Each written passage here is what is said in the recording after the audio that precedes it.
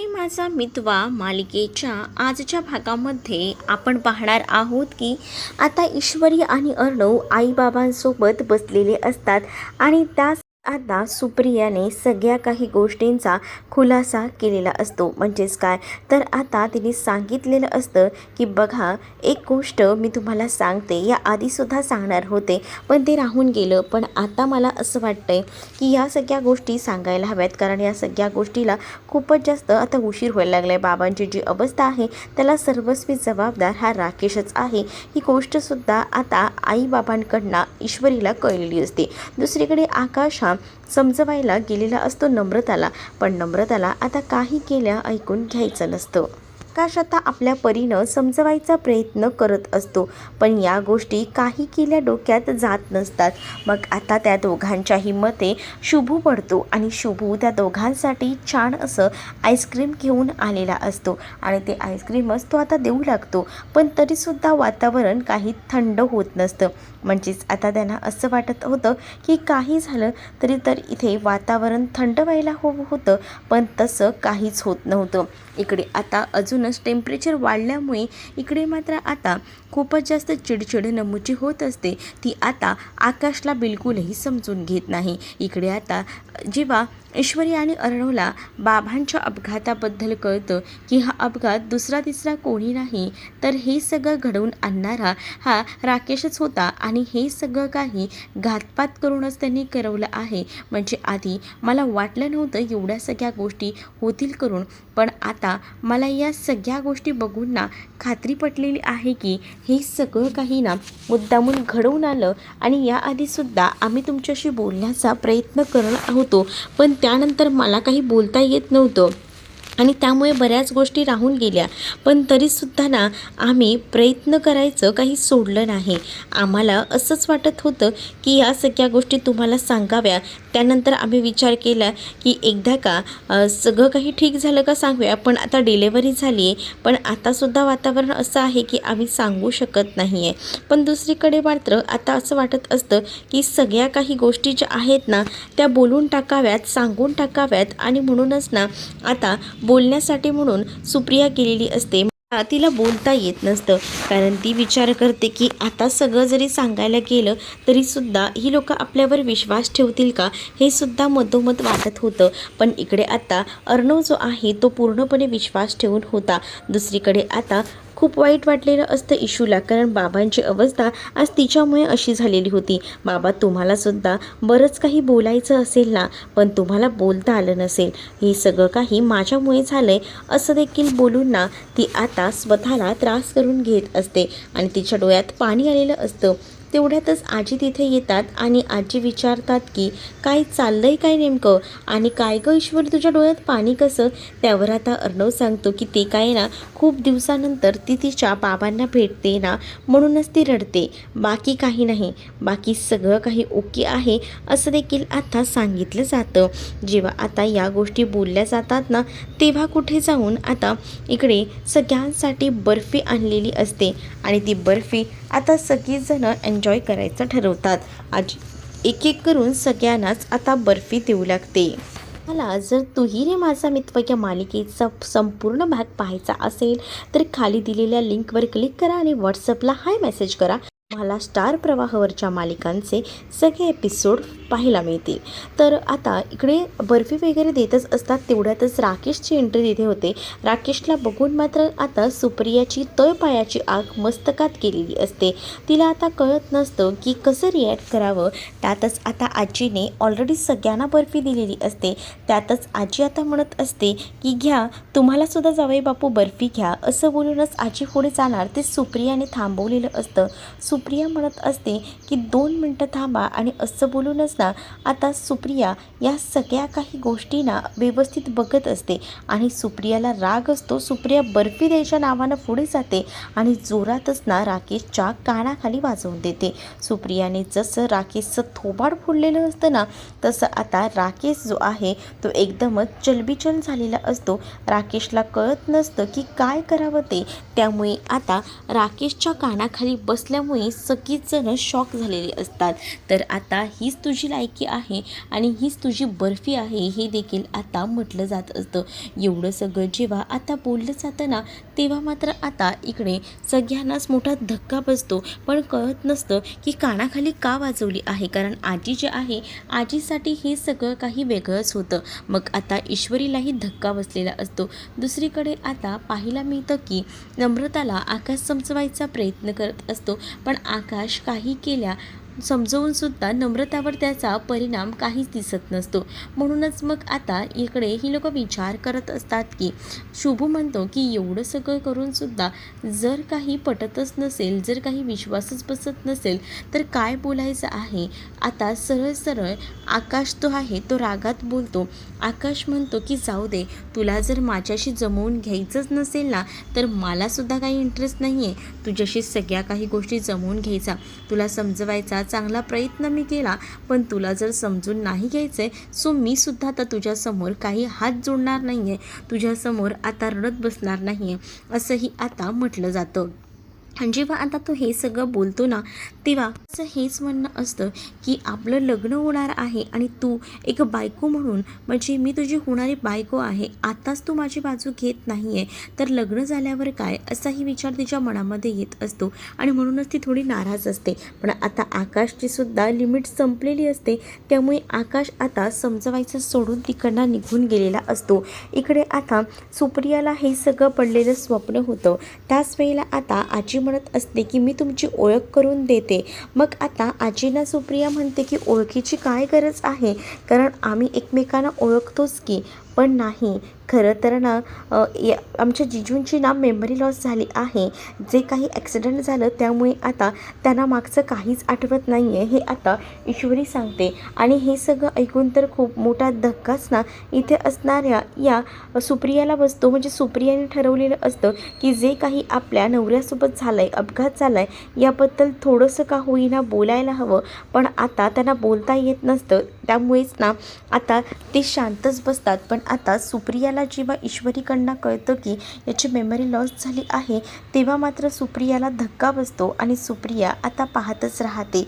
दुसरीकडे मात्र आता पाहायला मिळतं की आजीने ओळख करून दिलेली असते की हे ईश्वरीचे आई बाबा आहेत. मग आता राकेशला सांगितलेलं असतं आजीने हे सगळं, त्यामुळे तोही आता उभा असतो त्यांच्यासमोर आणि तो त्यांना नमस्कार वगैरे करत असतो. त्यांच्यासाठी हे सगळं काही नवीनच असतं.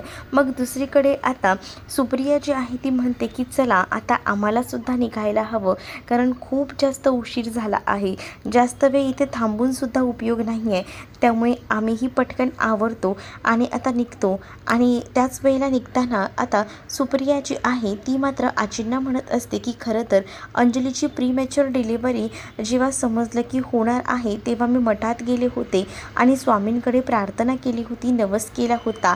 मग आता रामनवमी येते, त्या निमित्ताने प्लीज तुम्ही तेवढा तो नवस फेडून टाका. आणि तिने आता रामरक्षा सुद्धा त्यांना भेट दिलेलं असतं. मग आजीही म्हणत असतात की तुम्ही सांगितले ना, अगदी आम्ही त्याच पद्धतीने सगळं करू, कारण आमच्या अंजलीसाठी तुम्ही एवढ्या सगळ्या काळात हे केलं ना तेच आमच्यासाठी खूप आहे, असंही आता आजी बोलत असते. तर त्यानंतर मात्र सुप्रिया आणि बाबा तिकडनं निघत असतात. तर अर्णव आणि ईश्वरी यांचा निरोप ते घेत असतात. अर्णव आणि ईश्वरीला म्हणतात की आता आम्ही येतो, चला, तसाही खूप जास्त उशीर झालेला आहे. बाबांनासुद्धा आता रात्री झालेली असते म्हणून घेऊनही व्यवस्थित जायचं असतं, म्हणून अर्णव त्यांना म्हणतो की मी येतो तुम्हाला सोडायला. पण आता त्यांनी नकार दिलेला असतो, पण निदान बाहेरपर्यंत तरी मी तुम्हाला सोडतो असंही त्याने आता म्हटलेलं असतं. इकडे मात्र आता अर्णव आणि ईश्वरी आईबाबांना घेऊन बाहेर गेलेले असतात. तर दुसरीकडे मात्र आता सुप्रिया जी आहे ती आता त्या राकेशकडे बघत असते. पण आता तो राकेश म्हणतो की सॉरी, पण मी तुम्हाला ओळखत नाही, त्यामुळे मी तुम्हाला ओळख एवढी दाखवू शकत नाही, कारण सगळीजण माझ्यासाठी नवीन आहेत. मग त्यानंतर आता इकडे ईश्वरीचे आई बाबा जे आहे ते तिकडनं जातात. तर इकडे आता जी नमू असते ती थोडा विचार करत असते. तर शुभू तिला समजवायला येतो. शुभू तिला म्हणत असतो की नको इतका विचार करून बसू, थोडीशी कॉफी पी, तुझ्यासाठी आणलेली आहे. मग तो तिला कॉफी देतो. त्यावर नमू कॉफीचा मग हातात घेते. पण तिला आता आकाशसाठी सुद्धा वाईट वाटत होतं. आकाश पण आताही त्यांनी तिला समजून घेतलेला नसतो. तो रागातच निघून गेलेला असतो. मग आता इकडे मात्र नमूला तो म्हणतो की बस झाला आता, इतका राग कशाला, इतका रागराग करते. अगं तू समजतेस तसा बिचारा तो आकाश नाही आहे गं, त्याच्याकडे बघून सगळं समजतंय मला, तो कशाखाली तरी दबला गेलेला आहे. नम्रता म्हणते की हो मलाही माहिती आहे ते कसे आहेत ते, पण मुळात आहे ना मला त्यांना हेच सांगायचं आहे की त्यांनी स्वभाव बदलला पाहिजे. त्यांची आई त्यांच्या या स्वभावाचा असाच फायदा घेते. आमचं आता लग्न ठरलेलं आहे, म्हणजेच आता आमचा साखरपुडासुद्धा झाला आहे. आम्ही एकत्र असलेलं तिच्या आईला आवडत नाही. सोबतच ना मी त्यांना किती वेळा तरी सांगते की ऐकून घ्या, समजून घ्या, पण तरीसुद्धा ना काही ऐकून घ्यायचा, समजून घ्यायचा सवालच येत नसतो. मुळात आहे ना काही गोष्टी ज्या असतात ना त्या मला मान्यच होत नाही. आता हॉस्पिटलमध्ये सुद्धा आमच्या दोघांचं लग्न झालेलं आहे, आमच्यात तसा काही संबंध नाही. म्हणजे आम्ही नवरा बायको म्हणून उद्या एकत्र येणार आहोत. मग आम्ही भावनेच्या भरात एकमेकांना मिठी मारली तर त्यात काय बिघडलं. मला त्यांना हेच सांगायचं आहे की तुम्ही ह्या सगळ्या काही गोष्टी आहेत ना नीट समजून घ्या, सगळ्या काही गोष्टी बारकाईनं बघा. पण त्यांचं ते नसतंच, त्यांना फक्त ना स्वतःचा विचार करायचा आहे. आताही मी त्यांना सांगते की माझं ऐकून घ्या, मला नेमकं काय म्हणायचं आहे ते, तरीसुद्धा ते तसंच करतायत. मग मी तरी कसा विचार करू. दुसरीकडे आता हा प्रॉब्लेम जो आहे ना तो मिसअंडरस्टँडिंगमुळे झाला. एकदा का दोघंही जण शांतपणे एकमेकांशी बोलाल ना तर हा प्रॉब्लेम सॉल्व्ह होऊ शकतो. असं देखील आता शुभू जो आहे तो मात्र आता सांगू लागतो. शुभू जेव्हा या सगळ्या गोष्टी सांगतो ना तेव्हा मात्र तरीसुद्धा नम्रता म्हणत असते की प्रत्येक वेळेला मीच का समजून घ्यायचं, ते कधी मला समजून घेणार. कारण का माझीसुद्धा इच्छा असते की त्यांनीही मला समजून घ्यावं, पण ते समजत नसतात. ते सगळं काही पलीकडे असतं. दुसरीकडे आता इशू आईला आणि बाबांना घेऊन बाहेरपर्यंत गेलेली असते आणि त्याच वेळेला आई बाबा जे आहेत ना ते मात्र म्हणत असतात की खरं तर हे सगळं काही आमच्यासाठी नवीन होतं, आम्हाला सगळं काही सांगून टाकायचं होतं, आम्ही योग्य वेळ बघत होतो आणि मला असं वाटत होतं की हीच ती योग्य वेळ होती, पण नाही. तरीसुद्धा कुठेतरी जे आहे ते आम्ही कमी पडलेलो आहोत या गोष्टीसुद्धा आता समजत आहे. म्हणजे आता आपण एवढं तरी सांगू शकत नाही. मग आता इशू म्हणते की आम्हीही मुळात ना तो कधी बरा होतो याची वाट बघतोय. आम्हाला असं वाटलं होतं की खरंच त्याची मेमरी गेली की नाही, पण जर तो नाटक करत असेल तर त्याला तर आम्ही पकडणारच, पण जर तो नाटक करत नसेल ना तर त्याचा लवकरच गाशा गोंधळणार आम्ही, एवढंही नक्की आहे. मग त्यावेळेला आम्ही तुम्हालासुद्धा न्याय मिळवून देऊ, असंही आता अर्णव हा ईश्वरीच्या बाबांना बोलत असतो. कारण त्यालाही कळत असतं की त्यांनासुद्धा किती या सगळ्यातून सफर करून जावं लागलेलं आहे. बिचाऱ्या त्या सगळ्या ज्या काही गोष्टी आहेत ना त्या आता कळून चुकलेल्या असतात. मग आता आई बाबांना तो आता शांत करत असतो आणि म्हणत असतो की काळजी करू नका, जेव्हा तो पूर्णपणे बरा होईल ना तेव्हा तर मी त्याला सोडणार नाही आहे, तेव्हा मी स्वतः तुम्हाला सांगेन. मग आपल्याकडे पुरावे आहेत, मग तेव्हा त्याचा जो काही बाजार आहे ना तो मांडायचा. आता त्याला असं वाटते की देवानेच त्याला साक्षात वाचवलं आहे, पण हे किती दिवस, कधी ना कधी तर त्याला सगळं आठवेलच की. दुसरीकडे आता आकाश बसलेला असताना मुद्दामूनच ना तिकडे जाऊन त्याला हसवायचा, त्याला घाबरवायचा प्रयत्न आता सुरू असतो आणि हे सगळं काही मामा करत असतो. मामा आता आल्यानंतर तिकडे मात्र विचारत असतो की तुम्ही मला ओळखलत ना. नाही, मी नाही ओळखलं तुम्हाला, तुम्ही कोण. मग आता जावई बापू खरंच का तुम्ही मला ओळखत नाही का, असंही आता म्हटलं जातं. हो हो, मी नाही ओळखत तुम्हाला. अहो तुम्ही जिच्यासोबत राहताय, म्हणजे तुमचं जिच्यासोबत लग्न झालं आहे ना अंजली, तिचा मी मामा आहे, म्हणजे तुमचासुद्धा मी मामा.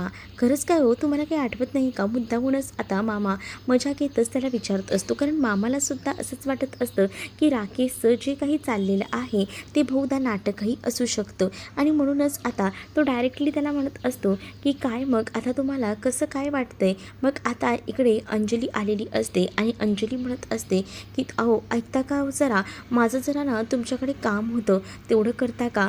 अहो रात्रभर ना या मुलीने मला झोपू दिलं नाही आहे आणि आता माझं डोकं वगैरे खूप जास्त दुखायला लागलं आहे, जरा रूममध्ये येऊन बसता का हो, जरा बाळाकडे लक्ष द्यायला. असंही आता अंजली बोलत असते. पण राकेश म्हणत असतो की मी कसं काही तुमच्या रूममध्ये येणार मॅडम, ऐकताय का जरा. पण तुम्ही अहो मॅडम बोलू नका ना, असं अंजली म्हणते. कारण अंजलीला त्याने मॅडम बोललेलं एकदमच असं सहन होत नसतं, मनाला एकदम असा त्रास होत असतो आणि म्हणूनच ना आता वाईट वाटत असतं. म्हणून ती सरळ त्याला म्हणत असते. दुसरीकडे आता जेवायची वेळ झालेली असते, म्हणूनच शुभू आता तिला म्हणत असतो की कधी आणतेस यार जेवण, चल ना पटकन जेवून घेऊया, ऑलरेडी उशीर झाला आहे आणि अजून किती वेळ थांबायचं आहे, चल. असं म्हणूनच ना आता मात्र तो तिला सांगत असतो. आईनं एवढं जेवण बनवून ठेवले तर आपण आता जेवून घेऊया. पण तिचा जेवायचा मूड नसतो. ती म्हणत असते की मला नको आहे जेवण, माझं आता पोट भरलं आहे, सो मला इतक्यात तरी काहीच नको आहे, असंही आता सांगण्यात येतं. आणि मग जेव्हा या सगळ्या गोष्टी सांगितल्या जातात ना सुद्धा तिला जेवण नको असतं. तो म्हणत असतो की अगं आता काका काकू येतील, मग त्यांना काय वाटेल, असं करू नकोस, थोडं का होईना ते तरी खाऊन घे, असा राग करू नकोस, असंही आता सांगितलं जातं. आणि त्याच वेळेला ना दुसरीकडे मात्र तो इतकं समजावून सांगून सुद्धा आता ऐकायला बिलकुलही तयार नसतो. इथे नम्रता म्हणत असते की सॉरी पण मला नको आहे, मी तुला म्हटलंय ना माझी इच्छा नाही. अगं पण या सगळ्याचा राग जेवणावर काढून कसा चालणार आहे, असं करू नकोस. आणि असं बोलून तो आता तिला समजावत असतो. पण तरीसुद्धा आता काही गोष्टी ज्या आहेत ना त्या ऐकून घ्यायच्या नसतात आणि म्हणूनच आता ती स्पष्टच सांगते की मला काहीच सांगू नकोस. पण आता तो तिला चांगलंच हसवतो आणि तिला म्हणत असतो की मी तुझं काही ऐकणार नाही आहे, आपण आता जेवणार आहोत म्हणजे आहोत, या सगळ्याचा राग येणं जेवणावर प्लीज काढू नकोस. आणि तसंही तू खाल्लेला नाही आहेस त्यामुळे खाऊन घे. अहो तेही आता तो तिला समजावून सांगत असतो. आता एवढं काही समजवल्यानंतर इकडे मात्र नम्रता आता जेवायला तयार झालेली असते. मग आता त्या जेवायला बसलेले असताना दोघांच्याही आता गप्पा सुरू होतात. म्हणजेच आता दोघंही जण जे आहेत ते आता बोलू लागतात. शुभ मुद्दाहून आता त्यांची पहिली झालेली भेट आणि या सगळ्याबद्दल विचारतो. जरा मला सांगा तुमची भेट कशी झाली होती, काय घडलं होतं नेमकं तुमच्या भेटीमध्ये. मग आता जेव्हा त्यांची पहिली भेट झाली होती ना तो सगळा प्रसंग तिला आठवतो आणि मग काय, मग ती आता या सगळ्याबद्दल सांगायला सुरुवात करते. मग आकाश आणि तिची झालेली पहिली भेट जेव्हा आता ती सांगत असते ना तेव्हा तिच्या चेहऱ्यावर एक वेगळाच ग्लो दिसत असतो आणि शुभूला सुद्धा तिची लव्ह स्टोरी ऐकायला आवडत असते. शुभू म्हणत असतो की आवडली बरं का मला तुझी ही कहाणी. आणि मग काय, ती कहाणी मध्ये मध्ये ट्विस्ट आणणारी असते आणि त्यामुळेच ना आता ती ऐकायला अजूनच मजा येत असते. इकडे राकेश बसलेला असताना त्याच्याशी बोलायला आता पुन्हा एकदा इकडे अंजली आलेली असते आणि अंजली म्हणत असते की प्लीज अहो तुम्ही समजून घ्या ना, चला ना माझ्यासोबत, कारण आहे ना मला ना खूप जास्त तुमची गरज आहे. ती सतत रडते, चला ना बेडरूममध्ये, असंही आता म्हटलं जातं. नाही मी तुझ्यासोबत बेडरूममध्ये येऊ शकत नाही, असा नकारच त्यांना दिलेला असतो. तेवढ्यातच आता ईश्वरी आणि अर्णव तिथे येतात आणि आता ते म्हणत असतात की काय झालं आहे जीजू, मग आता तुमची जागा तर त्या रूममध्येच आहे, म्हणजे खरं तर ना तुम्ही त्या रूममध्येच पहिल्यापासून राहता, मग आता कसे काय तुम्ही बाहेर राहताय, प्लीज तुम्हीही जाणा आणि ताईंना समजून घ्या, ताईंना तुमच्याबद्दल काहीतरी वाटतं. पण इकडे मात्र आता त्याने नकार दिल्यामुळे ना अंजलीला थोडं गरगरल्यासारखं होतं आणि अंजलीला आता ईश्वरी आधार देते. अर्णवही तिला आधार देत खाली बसवतो आणि तिला म्हणत असतो की ताई काय होते, पॅनिक होऊ नकोस, थांब. आणि त्याच वेळेला आता इशूने पाणी आणलेलं असतं ग्लासात ना, इशू स्वतःच तिला पाणी वगैरे देते. तेव्हा कुठे जाऊन ना आता बरं वाटत असतं. इथे असणाऱ्या अंजली मात्र आता विचार करत असते की माझा नवरा या सगळ्या गोष्टींमुळे लांब होत चाललेला आहे. इकडे आता जो अर्णव असतो ना तो मात्र आता त्याला समजवायचा प्रयत्न करत असतो. अर्णव जो आहे तो म्हणत असतो की थोडं ऐकून घेता का, मला सांगायचं आहे, तुमच्याशी बोलायचं आहे, मला माहिती आहे तुम्ही माझ्यासमोर काही अटी ठेवल्या आहेत, तेव्हाच तुम्ही या घरात आलायत, तुम्हाला मान्य आहे की ह्या सगळ्या नाती या सगळ्यामध्ये अडकायचं नाही आहे, आहे, पण मी तुम्हाला एक सांगतो की माझ्या बहिणीसाठी प्लीज प्लीज एवढं करा ना, कारण मला असं वाटतं की तिला या सगळ्याचा त्रास होतो आहे, म्हणून निदान तुम्ही बेडरूममध्ये या ना तिच्या, मग तेवढं तर करा ना माझ्यासाठी. मग तो आता हे सगळं काही करायला तयार होतो. तो म्हणत असतो की खरंच मी तुम्हाला सांगतो की याआधी आपलं नातं कसं होतं मला माहीत नाही, पण तुम्ही एक खूप चांगला माणूस आहात. म्हणजे तुमच्या बहिणीची इतकी तुम्हाला काळजी आहे, तुमच्या ह्या बोलण्यात ना सरळ आणि स्पष्ट दिसतं. मग तुमच्यासाठी मी इतकं तर करू शकतो, असंही आता राकेश जो आहे तो बोलत असतो. मग इकडे जी अंजली असते ती म्हणत असते की खरंच तुम्ही रूममध्ये यायला तयार आहात ना. अंजलीला तो म्हणतो की हो मी रूममध्ये यायला तयार आहे, ह्यांनी मला सांगितलं आहे म्हणून, नाहीतर मी आलो नसतो, असंही आता म्हटलं जात असतं. जेव्हा आता या सगळ्या गोष्टी जेव्हा बोलल्या जातात ना, तेव्हा मात्र आता कुठे जाऊन रिलॅक्स वाटत असतं, बरं वाटत असतं इकडे असणाऱ्या इशूला आणि त्याचसोबत आता अर्णवलासुद्धा, कारण त्यांनाही काळजी लागून राहिलेली असते की काय होईल आणि काय नाही ते. पण त्यातच आता या सगळ्या गोष्टी एकदम अशा परफेक्ट आणि व्यवस्थित जुळून आलेल्या असतात ना, त्यामुळे आता राकेशही अर्णवसमोर अक्षरशः हात जोडून उभा असतो आणि म्हणत असतो की बरं वाटलं निदान तुम्ही तरी मला अशा पद्धतीने समजून घेतलं, ते नाही तर काय घडलं असतं याचा विचारही मी करू शकत नाही, असंही आता म्हटलं जातं. इकडे बिचारी आता जी अंजली आहे ती आता तिला घेऊन आतमध्ये जाते.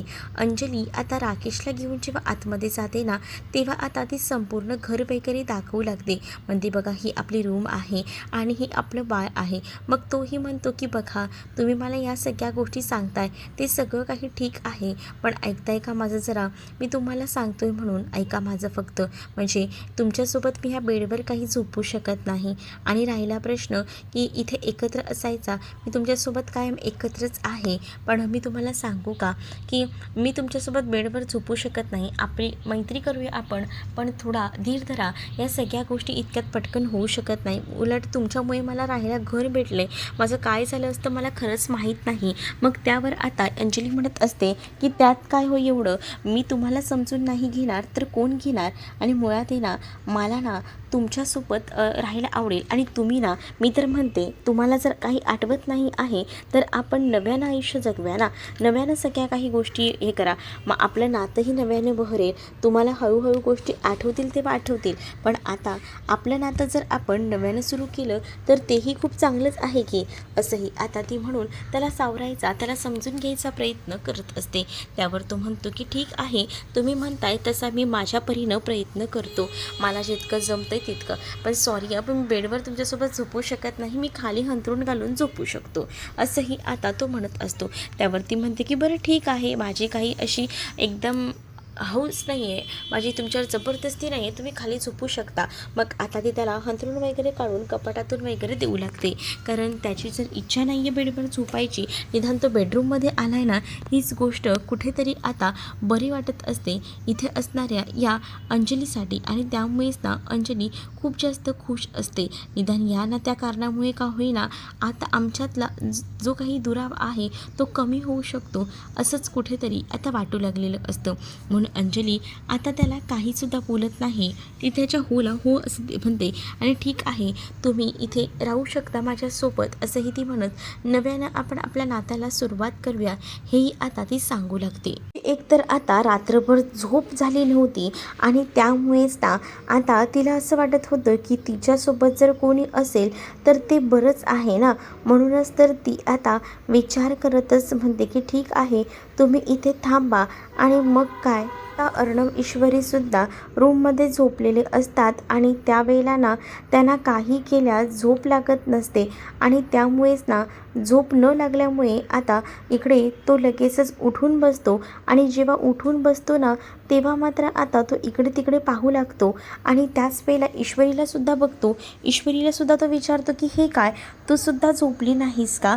मग तीही म्हणते की नाही मीही झोपली नाही आहे, मला असं वाटलं की तुम्हीही झोपले नाही आहेत म्हणून बघितलं. मग दोघांनाही झोप येत नसते, जे काही घडत असतं त्याचा विचार ना आता दोघंही जण करत असतात. मग आता दोघंही जण बोलत असताना ना अचानकपणे त्यांना आवाज येऊ लागतो आणि अचानक आवाज आल्यामुळे ना ते आता बाळाच्या आवाजाने जाग होऊन इकडे तिकडे पाहू लागतात. अंजलीताईचं बाळ रडतंय हे त्यांना आता कळलेलं असतं आणि म्हणूनच मग आता त्यांच्या डोक्यामध्ये विचार येत असतो की बाळ रडतंय म्हणजे आता बाळ ओके तर असेल ना, मग आता बाळाला बघायला जायचं असं त्यांचं ठरत असतं. पण इकडे बाळ रडत असताना अंजली एकदम गाढ झोपलेली असते, कारण आदल्या रात्री तिची झोप झालेली नसते बाळामुळे आणि बाळ म्हटलं तर रात्रभर झोपू देत नाही. त्यातच आता राकेशही बघत असतो. राकेशलाही खरं तर झोप लागलेली असते, पण बाळाच्या आवाजाने त्याला जाग येते आणि मग तो इकडे तिकडे पाहू लागतो आणि मग काय तो बघत असतो की बाळ रडते. बाळाला हातात घेतो. तो म्हणतो की ह्यांना तर चांगली गाढ झोप लागली आहे.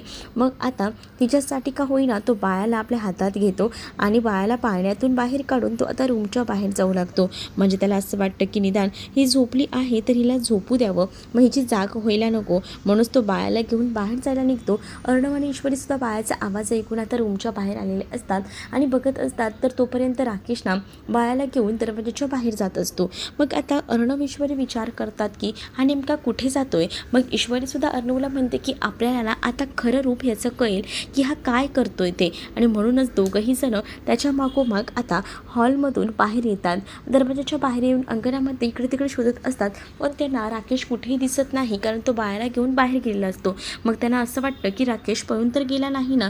पण आता ईश्वरीला थोडंसं का होईना वाटत असतं की ह्या निमित्ताने का होईना याचं खरं रूप तरी आपल्याला समजेल. तर तुम्हाला हा भाग कसा वाटला आहे कमेंटमध्ये मला नक्कीच सांगा आणि असेच अपडेट पाहत राहण्यासाठी आपल्या चॅनलला सबस्क्राईब नक्कीच करा. चला तर मग भेटूया पुढच्या भागामध्ये.